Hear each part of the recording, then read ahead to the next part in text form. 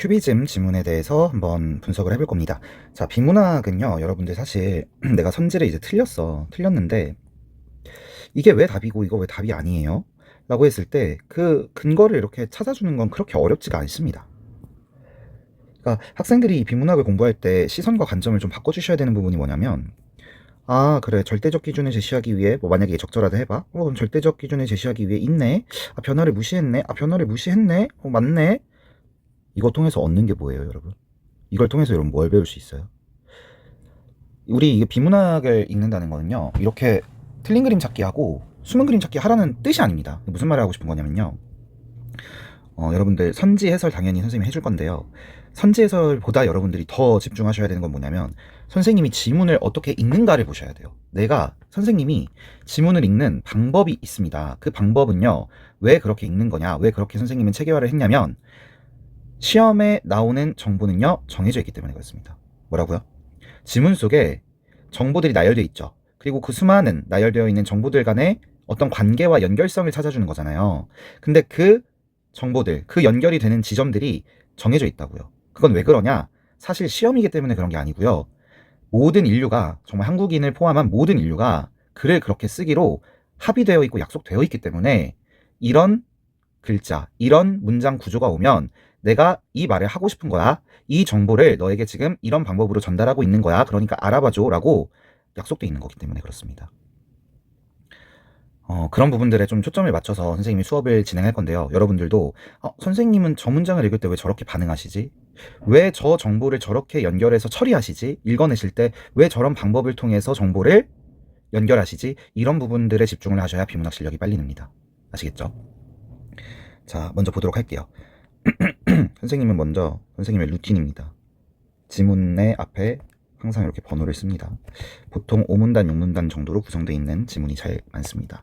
그리고 뭘 해야 하냐. 자, 뭐 요 숫자 쓰는 건요, 추천을 하긴 하지만 안 하셔도 돼요. 본인이 진짜 하기 싫으면. 하는 걸 추천해요. 하는 이유는 다음에 설명해 드릴게요. 나름의 또 합리적인 이유들이 있습니다. 자, 근데 요 숫자는 안 쓰더라도 뭐는 하셔야 되냐면요, 여러분들이 문단별로 하나의 문단을 하나의 문장으로 요약하셔야 돼요.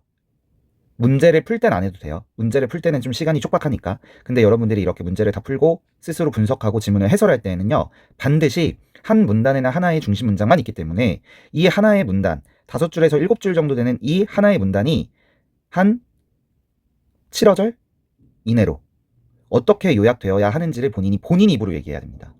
이거는요, 선생님들이 찾아주고 그 다음에 해설지가 찾아놓은 거 그냥 따라서 베껴 쓴다고 절대 늘지 않습니다. 아시겠죠?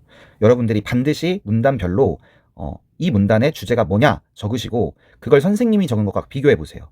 그럼 뭐가 부족하고 내가 어떤 부분을 빼먹었거나 과도하게 읽어냈는지를 점검하실 수 있을 겁니다. 자, 1문단부터 봅시다. 20세기 초 유럽에서 일어난 과학 문명의 발전은, 이게 주어네요. 현실을 이루는 법칙을 하나씩 부정하였다. 법칙을 부정하게 됩니다. 네, 요게 원인이고요. 요게 결과가 되는 거네요. 그죠? cause and effect입니다. 절대적이라고 믿어왔던 시공간마저, 오케이, 그럼 절대적이라고 믿어왔던 시공간은 여러분 어떻게 연결해서 읽어줘야 되냐면 요 법칙하고 연결해서 읽어주는 거죠. 얘는 당연히 부정되겠죠. 왜요? 상대적인 것이기 때문에 그렇습니다. 기존에 당연시되어 온 인식 어떻게 연결해서 읽어줘야 돼요? 절대적이라고 믿어왔던 법칙, 얘도 부정되겠죠. 그래서 의문을 품게 됩니다. 부정된다, 의문을 품는다는 같은 말입니다. 이는 서양의 회화에도 영향을 미쳐 큐비즘이라고 하는 새로운 미술 양식을 탄생시키게 됩니다. 그러면 당연히 이 글에서는 큐비즘을 이야기하고 싶은 건데, 큐비즘을 얘기하기 전에 여기다 뭐를 밑밥을 깔아놓은 거예요? 큐비즘이라고 하는 서양 회화 양식이 탄생하게 된 배경을 얘기한 겁니다. 네. 1문단을 여러분들이 요약하실 때는 이 배경이라는 단어를 잡으셨어야 돼요. 네. 그래서 1문단 어디를 보셔도 배경이라는 글자는 안 나옵니다. 근데요, 이걸 여러분이 할 수 있어야 된다고요. 그래야 1문단을 제대로 읽은 겁니다. 네. 그러면 선생님이 한번 이렇게 질문해 볼게요. 큐비즘이 일어나게 된, 큐비즘이 생겨나게 된 배경이 뭐예요? 까닭이 뭐예요? 이유가 뭐예요? 한 문장으로 대답해 보세요. 뭐라고 얘기하셨어야 됩니까? 과학 문명의 발전 때문입니다. 이렇게 얘기하셨어야 돼요. 조금 더 구체적으로 설명하면, 과학 문명의 발전으로 인해 사람들이 기존에 믿어오던 것들을 부정하고 의심하기 시작하면서 큐비즘이 생겨나게 되었습니다. 이렇게 얘기하시는 게 맞는 거죠. 이렇게 말할 수 있고 읽어낼 수 있어야 1문단을 제대로 독해한 것이다. 이렇게 말씀드리겠습니다. 자, 2문단입니다. 큐비즘은 대상의 사실적 재현에 집중했던, 자, 대상의 사실적 재현에 집중했던이라는 관형어구는 전통 회화를 꾸며주고 있죠. 와 달리라고 했습니다. 얘들아, 달리라는 표현이 나오면 반드시 비교되겠죠. 반드시 대조됩니다. 그러면 비교대조가 나왔다면 두 개의 항, 이 항 간에 어떤 점이 다르고 어떤 점이 비슷한지를 찾아주는 게 핵심이 돼야 되겠죠. 자, 그러면 큐비즘이라고 하는 애가 지금 우리가 알고 싶어 하는 애고, 이 전통회화라고 하는 애는 과거의 것이 되겠죠. 그러면 1문단에서 읽어왔던 그 내용들이 그대로 연결되면서 오케이, 전통회화라고 하는 것은 부정되고 큐비즘은 새로 일어나게 되는 양식이겠구나 이해하실 수 있습니다. 그러면 사실적 재현은 전통회화가 되겠죠. 그러면 본질을 구현하기 위해, 위해는 항상 목적입니다. 큐비즘의 목적이 뭐라고요? 본질 구현입니다. 그래서 근원적 형태를 그려내는 것이 되는 거죠. 이렇게 지금 비교 대조가 일어나고 있습니다. 이를 위해, 자, 그럼 결론적으로 이런 뜻이잖아요. 본질과 관련 없는 세부적 부분은 배제하게 되겠죠. 구와 원기둥 등의 기하학적 형태로 대상을 단순화하여 질감과 부피감을 부각하게 됩니다. 색채 또한 본질 구현에 있어 부차적이라는 건 별로 안 중요하다 이런 뜻이죠. 그럼 색채도 제한되겠네요. 이렇게 읽어주시면 됩니다. 자, 그러면 우리 똑같이 한번 해봅시다. 이 문단이 지금 말하고자 하는 바는 무엇입니까? 대답해 보십시오. 큐비즘의 특징 정도로 잡아주셨으면 됩니다. 좀 이따가 답을 이제 찾아볼 때는 표현기법이라는 단어가 나오거든요. 큐비즘의 표현기법. 근데 요거 표현기법이라는 단어를 찾아준 건 좀 오바라고 생각해요. 개인적으로. 요거를 읽으면서 찾는 건 에반데 큐비즘의 특징이라는 단어 정도는 여러분들이 찾을 수 있었어야 했습니다. 3문단입니다. 또한, 자, 선생님은 이런 또한이라는 접속사, 이런 표지어가요, 심상치 않아 보여요. 네, 심상치 않게 느껴집니다. 뭐냐면 지금 앞에서 큐비즘의 특징을 얘기했는데 또 큐비즘의 특징을 얘기하겠다라고 하는 힌트를 제공하는 표지어죠. 또한이라고 하는 건 병렬적으로 앞에서 얘기했던 거 이외의 두 번째 것들을 얘기하겠다라고 할 때 사용하게 되는 거잖아요. 그러면 3문단도 큐비즘의 특징인데 또 다른 특징들을 얘기하겠구나. 이렇게 길이 어디로 나아갈 것인가에 대한 전개 방향을 잡을 수 있는 것이죠. 하나의 시점으로는 한쪽 표현 어쩌고밖에 할 수 없다 해서 원근법을 거부하였다. 그럼 이렇게 하나의 시점과 원근법은 나쁜 게 되겠네요. 전통 회화가 되겠죠. 그리고 대상의 전체 형태, 오케이, 한쪽이 아니라 전체, 이렇게 비교 대조를 잡아주시라고요. 왜 이걸 잡아야 되냐면 비교되고 대조되고 있는 부분은요 반드시 시험에 출제되기 때문에 그래요. 시험에 출제되는 이유가 뭐예요? 시험에 출제되는 건요, 여러분, 중요한 정보라서 출제하는 거거든요. 무슨 말이냐면 비교하고 대조하고 있는 까닭이 뭐예요, 여러분? 필자가 이 글을 쓴 글쓴이가 비교하고 대조했어. 정보 두 개를. 왜 그랬어요?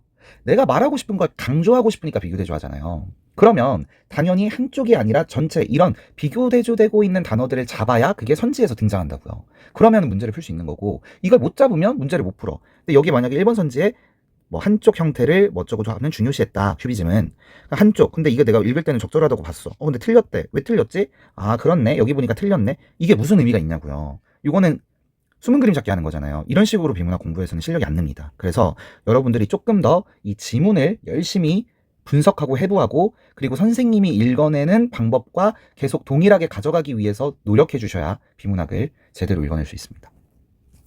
그래서 원근법이 아니라 다중 시점을 적용했다. 역시 이렇게 비교 대조가 되고 있죠. 이는 여러 시점에서 관찰한 대상을 한 화면, 오케이, 여러 시점, 하나의 시점 비교 대조되고 있죠.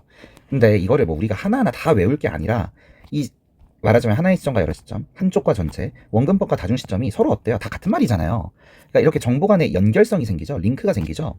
이렇게 정보 간의 링크가 생기고 유기적으로 연결이 가능해지면요, 여러분들 정보가 오래 기억됩니다. 이거를 하나하나를 다 외우려고 그러면 우리가 처리해야 되는 정보량이 많잖아요. 근데 사실은 이 1번, 2번, 3번이 다 같은 말 하는 거기 때문에 그냥 퉁 잡고 넘어가도 괜찮은 부분이긴 해요. 아시겠죠? 예를 들어, 사실 여러분 예시는요, 앞에 있는 내용을 이해 못할 것 같으니까 주는 거거든요. 근데 이게 고1 모의고사고 3회 모의고사라서 더 그러겠지만 앞에 있는 내용을 이해 못할 수준이 아니었죠. 근데 이제 고3쯤 가게 되면 앞에 있는 내용을요 진짜 이해를 못합니다. 선생님도 이해 못해요. 왜냐하면 일부러 이해 못하게 써놔요. 그 다음에 예를 들어라고 하는 이 구체화된 예시를 통해서 끌어다 써가지고 이 앞에 있는 일반화된 진술을 엮어서 읽어봐. 그래야 이해갈 거야. 이런 의도를 가지고서 글을 써놨기 때문에 출제위원들이 그런 식으로 예를 들어를 활용하셔야 됩니다. 근데 여기서는 사실 뭐 크게 어렵진 않았죠. 그래서 정면과 측면을 동시에, 뭐 이런 이제 동시에라고 하는 부분들을 앞에 읽었던 내용과 연결해서 읽어주면 아, 그게 그 뜻이었구나, 이런 식으로 이해가 가는 부분이었을 겁니다. 그리고 사실적 재현에서 벗어나 not A but B잖아요. not A but B, 근원적 형태를 표현하려 했으며, 자, 그러면 요 부분, 방금 읽은 문장은요, 여러분, 1문단에서 읽었던 바로, 미안합니다. 2문단이네요. 2문단에서 읽었던 요 부분이 생각나셔야 정상입니다. 이게 생각 안 나면요, 지금 큐비즘의 특징을 못 잡아서 그런 거예요. 큐비즘의 특징을 앞에서 이미 잡아줬거든? 그리고 그거를 설명하기 위해서 근원적 형태를 그려낸다는 것을 설명하기 위해서 첫 번째 묘사 배제했어. 그래서 기하학적 형태로 단순화했어. 색채도 제한했어. 다중 시점을 사용했어를 설명한 거잖아. 이 밑에 있는 1, 2, 3, 4, 5 파란색 걸로 써져 있는 1, 2, 3, 4, 5번의 정보는 뭐야? 얘를 지금 설명하기 위해서 설명한 애들이란 말이에요. 왜 사실적 재현이 아니라 본질과 근원적 형태인지가 큐비즘이 왜 그것인지를 설명하기 위해서 쭉 설명을 해줬는데 마지막에 이렇게 한 번 더 반복을 해줬죠. 그러면 글이 쉬워지는 겁니다. 예, 이렇게 양괄식이라 하잖아. 앞에도 때려줬고 뒤에도 때려주면 2번 반복됐기 때문에 글이 쉬워져요. 고3 때는 이런 거 없습니다. 그래서 이 부분을 읽으실 때 여러분들이 한 번 더 정리해줬네, 오케이, 개 쉽네, 이렇게 가셔야 돼요. 자, 그 다음에 관람자들에게 새로운 미적 인식을 환기하였다, 이렇게 됩니다. 그래서 세 번째 문단도 또 해봅시다. 큐비즘의 뭐가 돼요? 큐비즘의 또 다른 특징 혹은 특징 두 번째, 이렇게 잡아주시고요. 그게 뭐예요? 바로 다중시점, 이렇게 되는 겁니다. 자, 그런데 그렇게 요약을 하면요, 요 부분이 사실 잘 요약이 안 됩니다. 물론 그럴 수 있어요. 이렇게 요약을 했을 때 한 90%는 요약이 되는데 한 10% 이렇게 남을 때가 있습니다. 그럴 때는 약간 어떤 식으로 가져가 주는 거냐면, 큐비즘이 이렇게 했다고? 그럼 이거 뭐야? 큐비즘의 효과죠, 효과. 혹은 큐비즘의 의의잖아요. 요 정도 단어 잡아주시면 되는 겁니다. 아시겠죠? 그래서 이걸 가지고서 이제 문제 냈던 게 바로 요 대목, 딱 요 대목을 가지고서 문제를 냈던 게 뭐였냐면, 되게 좋은 문제였거든요. 네, 요 22번의 5번 선지였습니다. 요 되게 좋은 문제예요. 자, 새로운 미적 인식을 환기하기 위해서 대상을 있는 그대로 재현한 결과이고, 요거 재현이 너무 틀리긴 했어요. 그죠? 재현은 사실주의니까.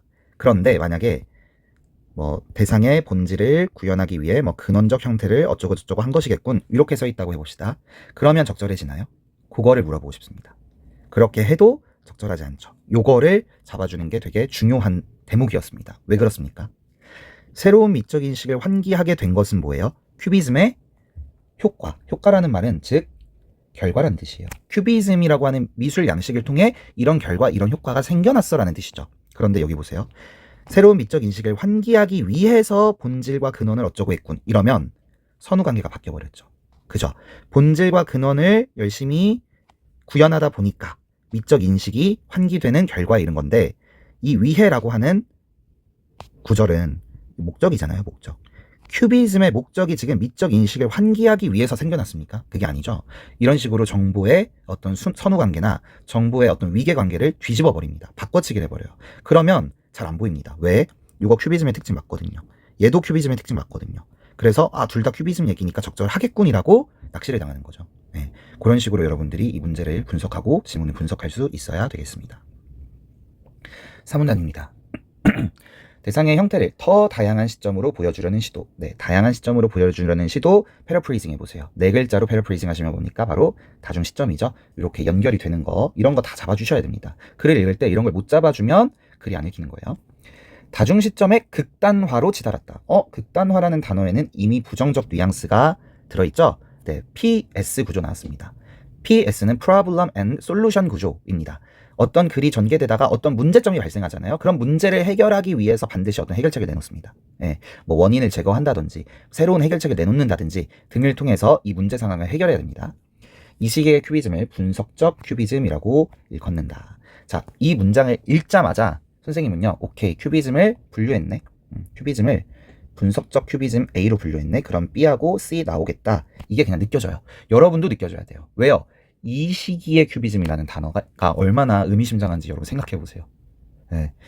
요거 프라블럼이네. 그럼 요 프라블럼 해결한 솔루션이 B로 나오겠네. 그럼 C는 뭘까? 나올 수도 있고 안 나올 수도 있겠네. 뭐 이런 식으로 뭔가 기준에 따라서 큐비즘을 분류하고 있습니다. 자, 여러분 분류하고 있다 그랬어요. 선생님이 분류하고 있다는 건 비교하고 있고 대조하고 있다는 것과 비슷하죠? 거의 같은 말입니다. 그러면 마찬가지로 A, B, C 간의 공통점과 차이점이 무엇인지를 잡아주셔야 되겠죠. 이게 3문단을 읽는 핵심이었습니다. 그죠? 그리고 요 A하고 B하고 C, B하고 C는 아직 읽어보지도 않았지만 이 A, B, C를 나누는 기준은 뭐가 돼야 돼요, 여러분? 요거 생각해 보세요. 지금 대답할 수 있습니다. ABC를 나누는 기준은 바로 시간의 흐름이죠. 시간의 흐름. 이 시기의 큐비즘이라고 했으니까 A입니다. 더 읽어볼게요. 대상을 여러 시점으로 해체하여, 오케이, 여러 시점으로 해체했다. 바로 더 다양한 시점으로 보여주려는 시도, 극단화, 얘하고 연결해서 읽으시면 됩니다. 그래서 작은 격자 형태로 쪼개어 표현합니다. 고유색이 아닌 무채색으로 한정합니다.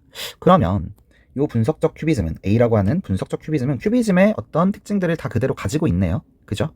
큐비즘 안에 있는 거니까 그렇겠죠. 자, 그런데 해체 정도가 너무 심해짐에 따라 부피감이 사라질 정도로 여기에서 여러분 해야 돼요. 왜요? 앞에서 큐비즘을 어떻게 정의 내렸죠? 질량과 부피감을 부각했습니다. 그런데 큐비즘 안에 있는 분석적 큐비즘이 어떤 문제가 생겼어요? 부피감이 사라질 정도로 완전히 분해되어 버립니다. 네, 정말로 프로블럼이 생겼죠.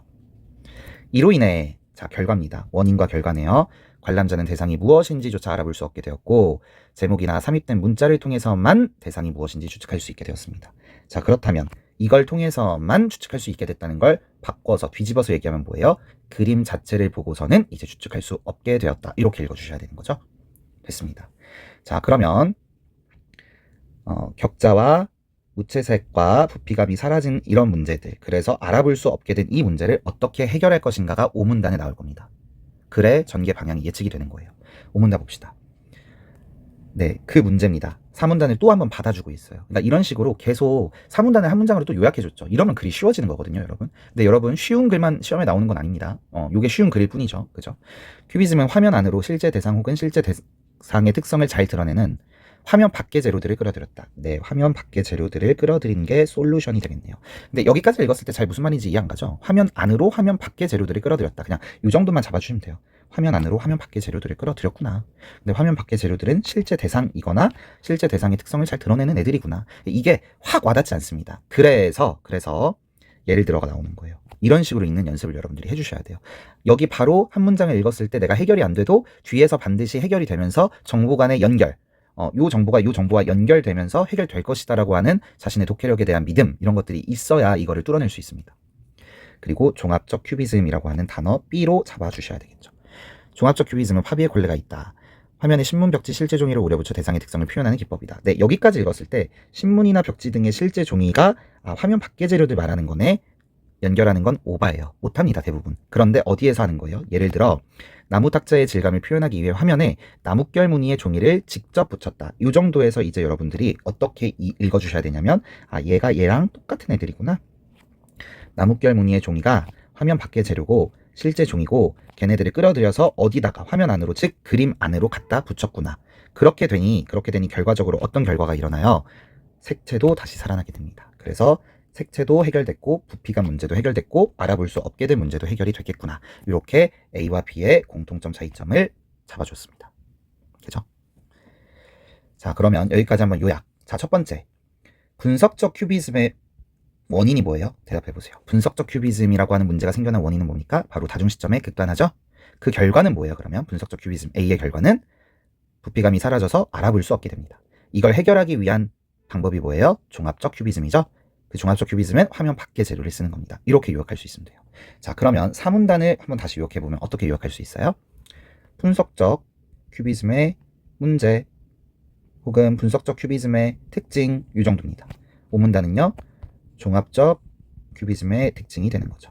그리고 이 분석적 큐비즘과 종합적 큐비즘의 관계를 여러분들이 잡아줬으면 되는 겁니다.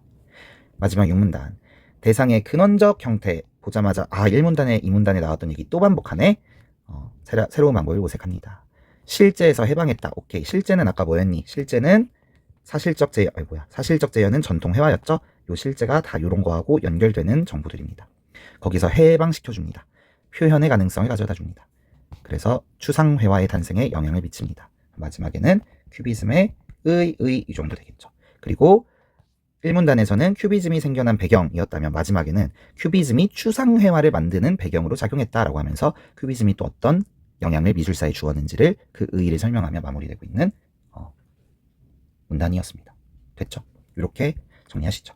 그래서 큐비즘이 사용한 표현 기법은요, 2문단, 3문단에 아주 많이 나왔죠? 다중시점부터 해서 색채도 제한하고 어쩌고저쩌고가 다 표현 기법입니다. 시대적 배경 1문단에 나왔었고요. 화가들에 대한 논쟁 나오지는 않았습니다. 그래서 이게 문제가 너무 쉽게 나왔는데요, 여러분. 내신 변형을 할 때는 이 문제들을 좀 더 어렵게 내거든요. 지문을 안 바꿔도요, 문제 오답률과 난이도를 확 올릴 수 있는 선생님들만의 방법이 있습니다. 그런 것들 여러분들이 주의하시고요. 갑자기 강아지가 들어왔어요. 리카야, 빨리 나가. 선생님이 아니라 형 좀 찍고 있을게. 자, 그래서 어렵게 나올 수 있으니까, 그래서 선생님이 이 지문을 세세하게 분석해 준 거니까 이 대목 하나하나 잘 이해해 주시기 바랍니다. 자, 작품 경향이 변화된 양상 뭐였어요? 바로 다중 시점의 극단화 때문이었죠. 그래서 A로 갔다가 B로 갔다. 이게 다 변화된 양상이죠. 현대 추상회화에 미친 영향, 무한한 표현의 가능성, 그래서 영향을 미치게 됐어. 그래서 보이는 세계에 한정하지 않게 됐어. 이런 것들이 영향입니다. 기억이 뭐니? 대상이 극단적으로 해체되어 형태를 파악하지 못하게 된 문제. 자, 대상의 본질을 화면에 구현하기 위해, 요게 큐비즘의 목적이죠? 다중 시점에 집착한 결과이겠군. 맞네요. 큐비즘의 목적이었지, 이게. 본질을 내가 화면에 구현하고 싶어. 그거는 우리 맨 위에서, 그죠? 어디야? 본질을 구현하기 위해 맨 위에서 정의를 먼저 해줬던 대목이었기 때문에 위계가 훨씬 위에 있는 거야. 이 안에 이제 어쩌고저쩌고가 있는 거잖아요. 이 위계가 레벨이 제일 높은 겁니다. 그래서 고맙고요. 다중 시점에 그래서 집착하게 돼서 이런 현상이 생겼었죠. 절대적 기준을 제시하면 어떡하냐, 큐비즘이. 큐비즘은 절대적 기준 없어잖아. 왜? 1문단에서 그런 내용 나왔잖아. 절대적 기준에 대한 믿음이 부정되는 시기였잖아요. 그죠? 그리고 사실적으로 표현하면 어떡하냐? 이건 전통 회화잖아. 기하학적 형태에서 탈피하면 어떡하냐? 기하학적 형태로 그렸다고 했는데, 그죠? 뒤에는 맞네. 정면 측면을 동시에 표현한 거. 새로운 미적을 인식을 환기하기 위해서 큐비즘이 생긴 게 아니었습니다. A는 B와 달리 고유색 아니었죠? 무채색이었죠? 무채색. 색이 없어졌던 게 문제였잖아, A가. 근데 B는 색이 다시 살아났죠. A는 B와 달리 삽입된 문자로만 대상을 드러낸다. 뭐야, 이게 답인가요? 삽입된 문자와 제목도 있었는데 좀 애매하네. 넘어가 봅시다. B는 A와 달리 작은 격자는 A였었죠. 해체하는 건 다 A였습니다. 틀렸고. B는 A와 달리 화면 밖의 재료를 활용해 대상을 표현한다. 이거 맞네요. A와 B는 모두 질감과 부피감을 살려. A는 못 살렸고 B는 살리게 됐죠. 살리게 된 방법, 그 원인이 바로 화면 밖의 재료였습니다. 네, 그래서 삽입된 문자로만 했을 때 제목도 있었던 거죠. 그리고 사실은 좀 이거는 해설을 좀 더 해드리자면, A는 제목이나 삽입된 문자를 통해서 추측할 수 있게 된 거잖아요. 그러니까 무슨 말이냐면, 추측할 수 있게 된 건 관객 입장이죠. 그리고 대상을 드러내는 건 누구 입장이야? 이거는 작가 입장이잖아. 예술가 입장이잖아요. 그러니까 예술가가 큐비즘, 그러니까 A 큐비즘이 뭐였지? 분석적 큐비즘을 그 작가가 만들어낼 때 삽입된 문자로만 만들어냈겠어요? 그건 아니죠. 그래서 사실은 여기가 삽입된 문자와 제목으로만 대상을 드러낸다 해도 틀려요. 주체가 바뀌었잖아요. 대상을 드러내는 건 작가고, 삽입된 문자와 제목으로만 대상을 추정하고 추측할 수 있게 된 관객 입장인 거잖아요. 그래서 그런 바꿔치기도 좀 되게 수준 높은 바꿔치기거든요. 학생들이 잘 깨닫지 못하는. 그렇게 우리 연습을 좀 해보면 좋겠습니다.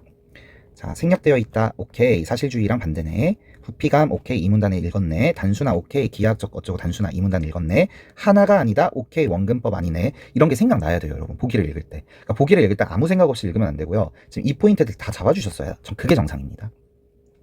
오케이. 색깔을 조금 제한했네. 됐죠? 그러면은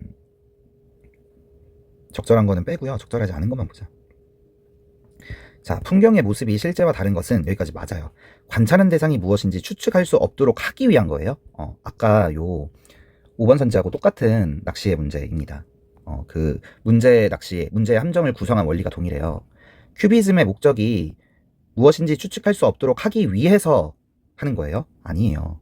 뭐를 위해서 하는 거예요? 대답해 보세요. 큐비즘은 뭐를 위해서 하죠? 대상의 본질을 구현하기 위해서 하는 겁니다. 그래서 2번이 답이죠. 그리고 나머지는 다 맞는 말입니다. 그죠? 다 이 문단만 제대로 읽으셨어도 풀 수 있는 문제였습니다. 여기까지 하겠습니다. 고생했어요.